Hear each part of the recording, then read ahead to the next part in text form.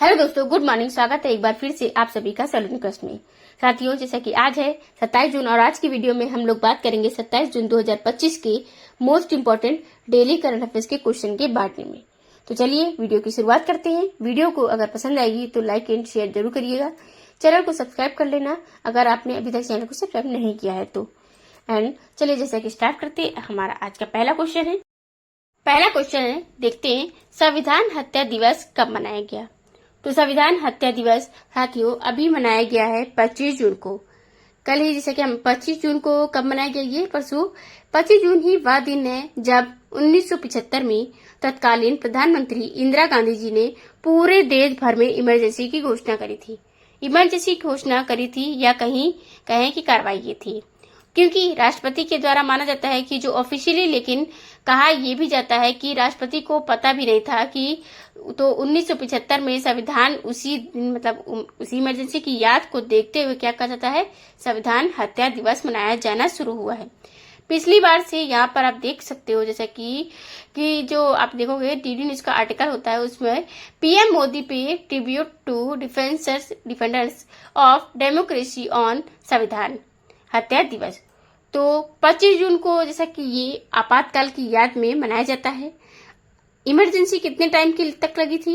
21 महीने तक इमरजेंसी लगी हुई थी। 25 जून 1975 से लेकर के 21 मार्च 1977 तक भारत में इमरजेंसी लगी थी। और नेशनल इमरजेंसी अनुच्छेद किसमें आता है? आर्टिकल में 352 वाले में। आर्टिकल 352 अनुच्छेद की बात हो रही है। लगा था ये। अब इंदिरा गांधी जी उस टाइम पर प्रधानमंत्री थी, राष्ट्रपति थे फखरुद्दीन अली अहमद। ये भी पूछा जाता है कि राष्ट्रपति कौन था उस टाइम पर। तो अनुच्छेद 352 के तहत आपातकाल की घोषणा की गई थी, तो उसी को याद करते हुए यहाँ पर संविधान हत्या दिवस मनाया जाता है। नीरज चोपड़ा ने हाल ही में आयोजित ऑस्ट्रेवा गोल्डन स्पाइक 2025 में कौन सा पदक जीता? नीरज चोपड़ा, अभी मैंने जैसे कि कुछ दिन पहले इनके बारे में खूब अच्छे से बताया था आपको कि एक हफ्ते नहीं हुए बंदे ने इन्होंने, जो नीरज चोपड़ा है, दोबारा गोल्ड जीत लिया। अभी डायमंड लीग जीता था, उसमें गोल्ड जीता था इन्होंने। फिर पेरिस डायमंड लीग में अभी फिर से इन्होंने गोल्ड जीत लिया है। तो ऑस्ट्रेवा गोल्डन स्पाइक 2025 में भी इन्होंने गोल्ड जीत लिया है। देखिए, नीरज चोपड़ा जो विंस ऑस्ट्रेवा गोल्डन स्पाइक 85.29 मीटर के दूरी तक इन्होंने भाला फेंका है, क्योंकि भाला फेंक के लिए ये खिलाड़ी हैं जैसा कि, और यहाँ पर 84 दिया गया जैसा कि, तो इसको करेक्ट हम बता दें कि ये 85.29 मीटर का है ऑस्ट्रो वाले में। और जैसे कि पेरिस डायमंड लीग में अभी इन्होंने जीता हुआ था, तो एक सप्ताह के भीतर दूसरा गोल्ड आ गया है भाला फेंक में। अगर वर्ल्ड रिकॉर्ड की बात करें तो ये एक्स्ट्रा पॉइंट है, इसको याद कर लीजिए आप लोग, क्योंकि अभी तक जैसे हमने आपको बताया था कि नहीं बताया था कि आज बता रहे हैं आपको कि भाला फेंक में अगर ओवरऑल विश्व रिकॉर्ड की बात की जाए तो चेकिया के जो जॉन जेलेनली के नाम है, जो 1996 में 98.44 मीटर की दूरी तक भाला फेंके थे। अब 98.44 मीटर पता नहीं क्या जैसे कि कितनी एनर्जी, कितनी बूस्ट होती है इनकी, कि जैसा कि इन्होंने 1996 की बात हो रही है, 1996 से आज 2026 आने को है, लगभग 30 साल हो गए हैं, कोई रिकॉर्ड नहीं तोड़ पाया है इनका।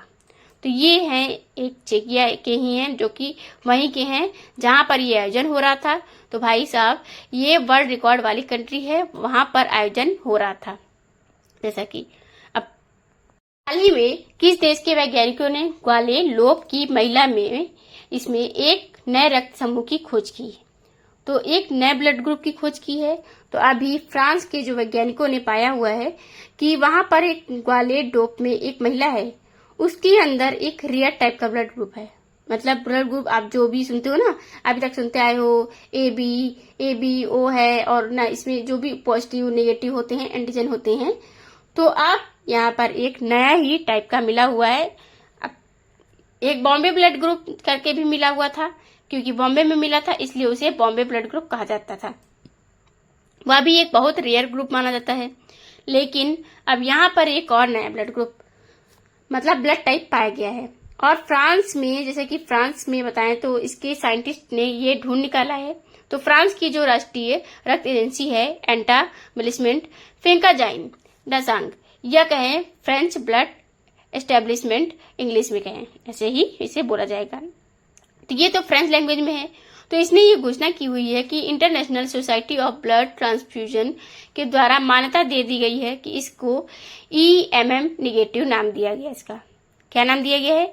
EMM, ये निगेटिव नाम दिया गया है। इसे ग्वाडा निगेटिव भी कहा जाता है रहा है, क्योंकि क्या बात करें, इसमें महिला जो है ग्वाडे लोपियन की थी, इसलिए वहां से ग्वाडा नाम लिया गया, ग्वाडा मिल गया उससे। और जैसे कि मैंने आपको बताया कि अभी यहाँ पर बॉम्बे ग्रुप की बात हो रही थी, तो बॉम्बे ग्रुप ब्लड ग्रुप था, तो भी वही था क्योंकि वो बॉम्बे से पहला मामला पाया गया था। तो ये सब रेयर ब्लड ग्रुप होते हैं। फ्रांस के बारे में आप जानते हो, जैसा कि पेरिस राजधानी है, मुद्रा यूरो है, इमैनुअल मैक्रोन यहाँ के प्रेसिडेंट हैं। अगला क्वेश्चन, किस राज्य की जानवी डोंगेटी ने Titan orbital ports space station के लिए 2029 मिशन के लिए चुनी गई पहली भारतीय IASP पूर्व छात्रा के रूप में इतिहास रचा हुआ है? अब यह भारतीय मूल की हैं, जानवी डोंगेटी। इन्होंने US में, अमेरिका में, यानी कि Titan orbital port space station के लिए 2029 मिशन के लिए ये सिलेक्ट हुई हैं। और ये जब मतलब भारतीय हैं, IA जैसे कि SP की पूर्व छात्रा रह चुकी हैं, और ऐसा करने वाली ये पहली व्यक्ति बनी है। ये रहने वाली हैं कहाँ की? आंध्र प्रदेश की हैं, आंध्र प्रदेश की। अब आंध्र प्रदेश की जानवी डोंगेटी सिलेक्ट हो गई है जैसा कि नासा की स्पेस स्टेशन के लिए। तो नासा का है ये, और ये पहली भारतीय IASP की जैसे पूर्व छात्रा हो गई हैं। नासा 2029 में ये मिशन लॉन्च करेगा। कब लॉन्च करेगा? 2029 में। Titan orbital port space mission ये था इसका।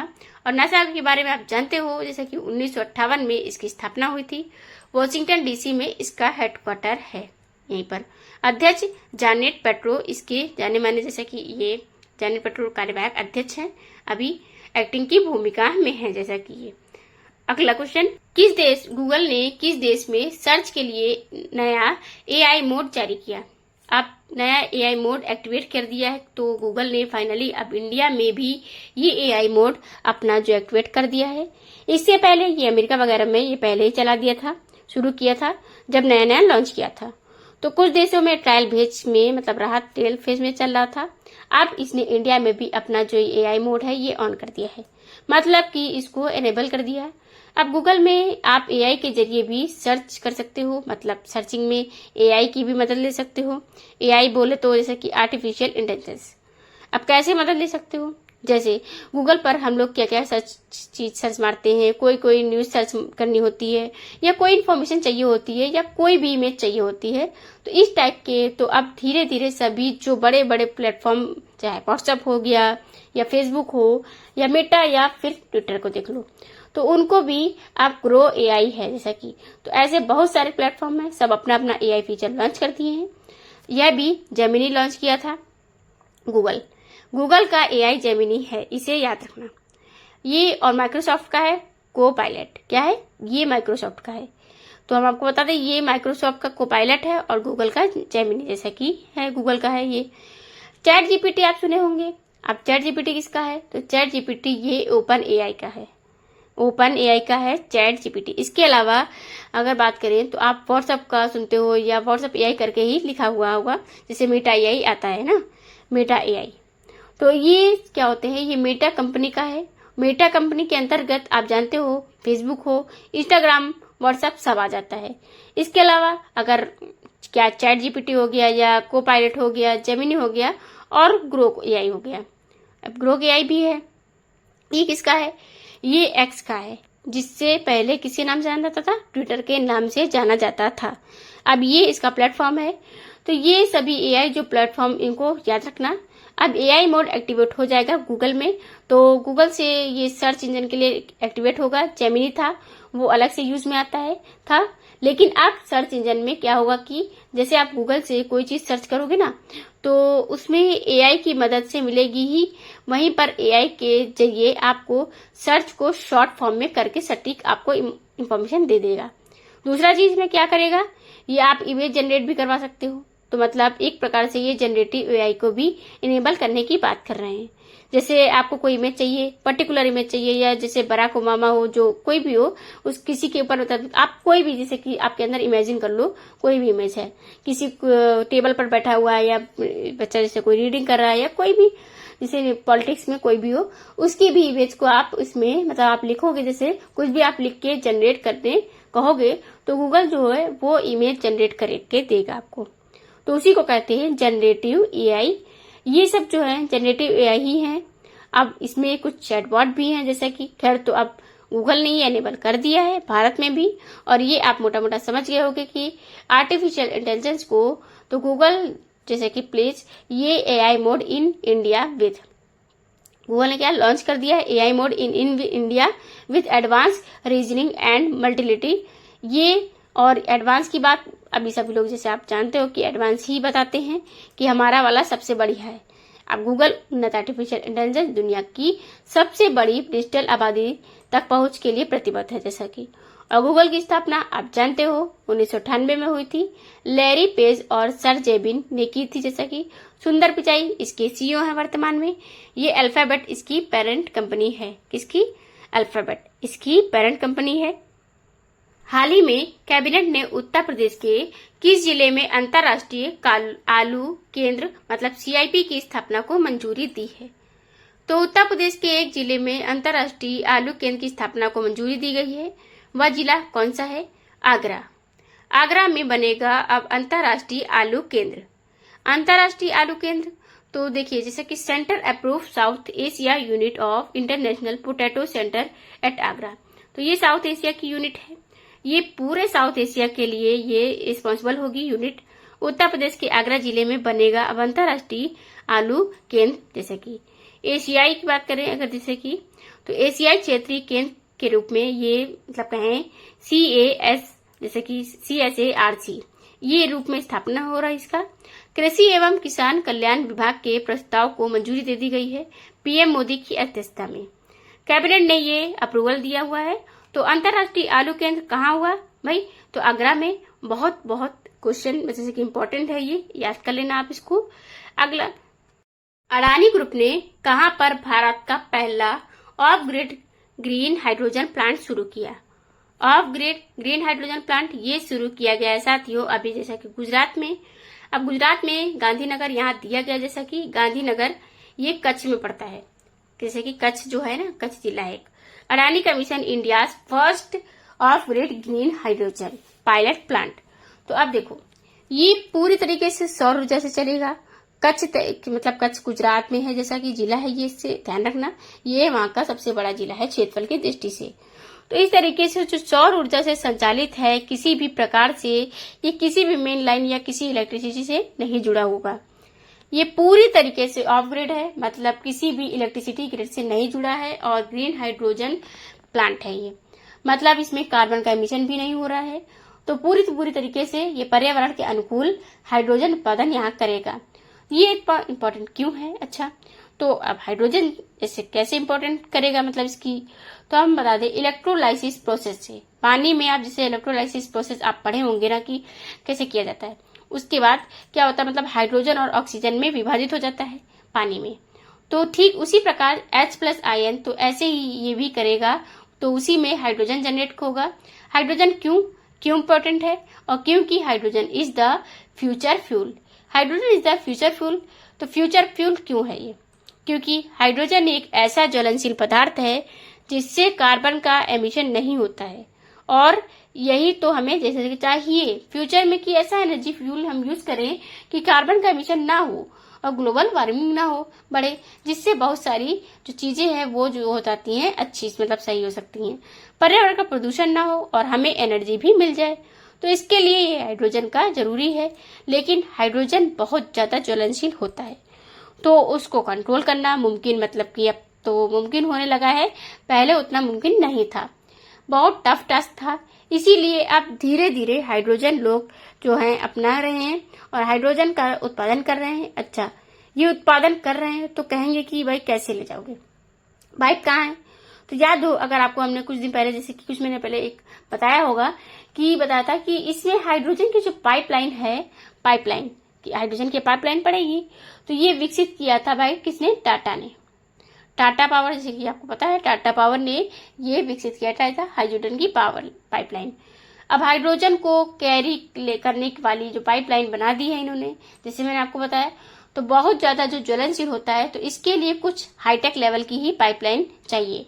ये वाली जो आम टाइप पाइपलाइन होती हैं नहीं चलेंगी। तो हाइड्रोजन उत्पादन ये करेंगे, पाइपलाइन टाटा वाले बिछा देंगे, और इसके बाद फ्यूचर में आपको हाइड्रोजन से चलने वाली बहुत सारी चीजें देखने को मिलेंगी। हाल ही में जैसा कि आपको पता है, अच्छा हाइड्रोजन संयंत्र अभी हिमाचल प्रदेश में भी स्थापित किया जा रहा है, और हिमाचल प्रदेश अगले साल तक 2026 में मार्च महीने तक बन जाने वाला है पहला ग्रीन स्टेट ऑफ इंडिया। ये बात आपको याद रखना है, आप ये नोट डाउन भी कर सकते हो, बहुत इंपॉर्टेंट है। हाल ही में भारत सहित कितने देशों को जो ब्लूमबर्ग फिलेंथ्रोपीज पुरस्कार से सम्मानित किया गया है? तो ब्राजील में भी हुआ था ये ब्रिक्स समिति। अब ब्रिक्स समिति ये ब्राजील में जैसे हुआ, इस बार का होगा ब्रिक्स समिट। तो भारत सहित कितने देशों को जो ब्लूमबर्ग फिलेंथ्रोपिस्ट पुरस्कार से सम्मानित किया गया है? तो भारत समेत 6 देशों को अभी ब्लूमबर्ग फिलेंथ्रोपिस्ट पुरस्कार से सम्मानित किया गया है। देखिए, हम बता दें, India health ministry get Bloomberg philanthropist award for global tobacco control. तो वैश्विक तंबाकू के कंट्रोल के लिए, नियंत्रण के लिए ये दिया गया है। जैसा कि अवार्ड किसे किसे? भारत, मॉरिशस, मैक्सिको, मॉन्टेग्रो, फिलीपींस और यूक्रेन को। तो टोटल 6 देश हैं जिसमें भारत भी शामिल है। ये अवार्ड किसके द्वारा दिया गया है? WHO। किसके द्वारा दिया गया है? WHO के द्वारा दिया गया है, वैश्विक तंबाकू नियंत्रण के लिए। अब वैश्विक तंबाकू निषेध दिवस कब मनाते हैं? 31 मई को हर साल, जैसा कि क्या मनाया जाता है? वैश्विक तंबाकू निषेध दिवस या तंबाकू नियंत्रण दिवस कहेंगे। तो WHO के बारे में आप जानते हो कि जैसा कि WHO ने कि वर्ल्ड हेल्थ ऑर्गेनाइजेशन, इसकी स्थापना हुई थी 7 अप्रैल के दिन स्थापना हुई थी 1948 में। और इसके जैसे कि इसीलिए 1948 में, इसलिए 7 अप्रैल को हम लोग मनाते हैं विश्व स्वास्थ्य दिवस, यानी कि वर्ल्ड हेल्थ डे। ये दिवस मनाया जाता है हर साल, ये भी याद रखना। हेडक्वार्टर इसका जिनेवा में है। टेड्रोस दोनों ही इसके अध्यक्ष हैं। जैसा कि अगला, हाल ही में जारी वैश्विक शांति सूचकांक 2025 में भारत किस स्थान पर है? तो शांति सूचकांक की बात हो रही है। शांति सूचकांक ग्लोबल पीस इंडेक्स बहुत इंपॉर्टेंट इंडेक्स है। ये पूछा जाता है कि भारत की रैंक थोड़ा सा सुधरी है। जैसा कि अब इस बार 115वें स्थान पर हम लोग आ गए हैं, 115वें स्थान पर आ गए वैश्विक शांति सूचकांक में, कि अपने यहाँ कितना शांति है। शांति सूचकांक में आपको हमेशा हम बता दें कि आइस पाइस, जैसे कि आप जानते हो, ये आइसलैंड जो है ये टॉप पर रहता है। किसमें? शांति सूचकांक में। तो आइस, ऐसे आप रिलेट कैसे कर सकते हो? आइस पीस से। कैसे कहते हैं आप? जैसे कि आइस मतलब पीस जानते हो, पीस का मतलब हिंदी में शांति होता है, पीस कहते हैं ना, पीस, तो उसका शांति में। तो इसी तरह आइसलैंड जैसा कि ये टॉप पर रहता है शांति में, इसमें आप कर सकते हो, इसे इस तरह से याद कर सकते हो, हमेशा टॉप पर रहेगा आइसलैंड जो है। और फिनलैंड खुशहाली सूचकांक में, जैसे फिन से फनलैंड होता है, फन होता है, हंसी मजाक, तो खुशहाली सूचकांक में फिनलैंड हमेशा टॉप पर रहेगा। ये तो आप जैसे कि आप जानते हो, आइसलैंड टॉप पर है इसमें। उसके बाद दूसरे पर आयरलैंड है, तीसरे पर न्यूजीलैंड, और भारत है 115वें पर। सबसे लास्ट में इन्होंने रखा है रूस को 163वें स्थान पर लास्ट में रखा है। अब वो दिन दूर नहीं, अभी अगला जब इंडेक्स आएगा तो हो सकता है ये ईरान को रख दे, या इसी इंडेक्स में हो सकता है 162वें देश ईरान को रखते। ये यूएस वाले हैं, इनको अपने हिसाब से लगता है कि जो ज्यादा मतलब जहां पर जैसे कि जो गलत कर रहा है उसको डाल देते हैं इसमें, सभी इंडेक्स में लास्ट में, बिल्कुल लास्ट में। खैर, institute for economic and peace IP के द्वारा ये जारी किया गया है, 19वां संस्करण था। पिछले कुछ दिनों में जैसे कि बहुत सारे इंडेक्स आए हुए हैं, उनको एक बार रिवीजन कर लेते हैं। जैसे कि अभी मैंने आपको जैसे global development sustainable development goals की एक रिपोर्ट बताई थी, इसकी रैंकिंग में भारत पहली बार टॉप 100 में आया है। क्यूएस वर्ल्ड यूनिवर्सिटी रैंकिंग की बात हो रही है, इसमें आया है। अब जैसे कि सबसे ज्यादा संस्थान के मामले में भारत चौथे पर आ गया है। आईईए की इंटरनेशनल रिपोर्ट की बात हो रही, आईईए रिपोर्ट विद्युत उत्पादन की बात करें तो इसमें तीसरे पर आया है। यहीं पर अगर बात करें एनर्जी इंडेक्स में, तो एनर्जी की रिपोर्ट में विद्युत उत्पादन के मामले में जैसा कि हम लोग तीसरे पर हैं।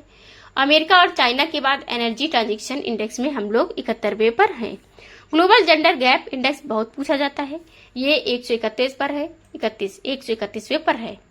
अब यहीं पर अब ये प्रदर्शन सूचकांक की बात हो रही है, इसमें जलवायु प्रदर्शन परिवर्तन की बात हो रही है। तो इसमें क्या है, यानी corruption climate change performance index में, इसमें 10वें पर हैं हम लोग, भारत मतलब। यूएनडीपी का मानव विकास सूचकांक, जो ये बहुत पूछा जाता है। UN development goals human development index, तो ये ह्यूमन डेवलपमेंट जो इंडेक्स में 130वें पर है भारत अपना।